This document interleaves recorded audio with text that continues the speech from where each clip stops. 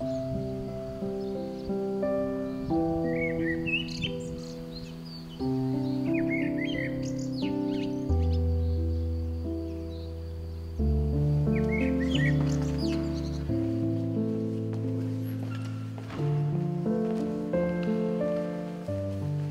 êtes à Saint-Marcel. Saint-Marcel, c'est une petite commune qui est proche d'Argenton, qui fait partie de la communauté de communes Aiguzon, Argenton, Vallée de la Creuse.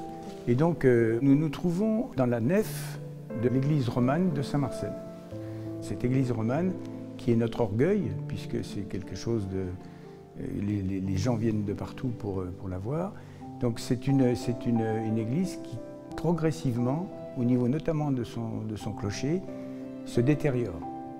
C'est pour ça que nous avons lancé une procédure pour obtenir des réparations concrètes et rapides, parce qu'il y a des infiltrations, il y a de vrais problèmes qui font que notre œuvre est en péril.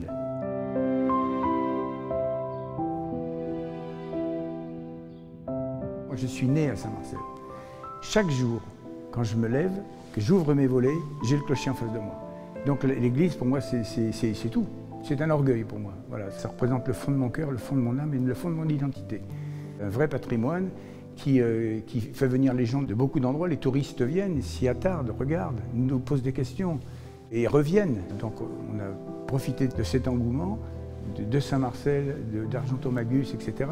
pour faire une petite aire de stationnement pour les camping-cars qui viennent et qui clairement sont intéressés par les propositions qu'on leur fait et surtout ce chef-d'œuvre qui est classé. Ça, c'est très important.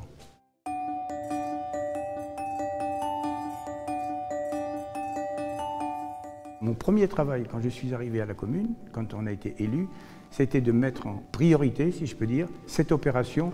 Et c'est ce qui s'est passé pendant les 4 années précédentes, avec un bureau d'études qui a mis au point tous les besoins nécessaires pour la restauration de ce clocher. Et en même temps, il fallait trouver le financement. Alors pour trouver le financement, j'ai eu un appui très fort de la DRAC qui nous a promis, et on l'a en promesse vraiment réelle, 50% du financement du clocher de 2 millions, parce que l'estimation totale était d'environ 2 millions. À ça s'est ajouté ce qu'on appelle le FIP, c'est-à-dire le fonds d'investissement patrimonial, qui est alimenté par le département et par la région, pour une valeur chacun de 15%, c'est-à-dire que 15 et 15, ça fait 30, plus les 50, ça nous fait 80% du financement. Reste à trouver les 20% supplémentaires. Donc l'idée d'aller vers la Fondation du patrimoine.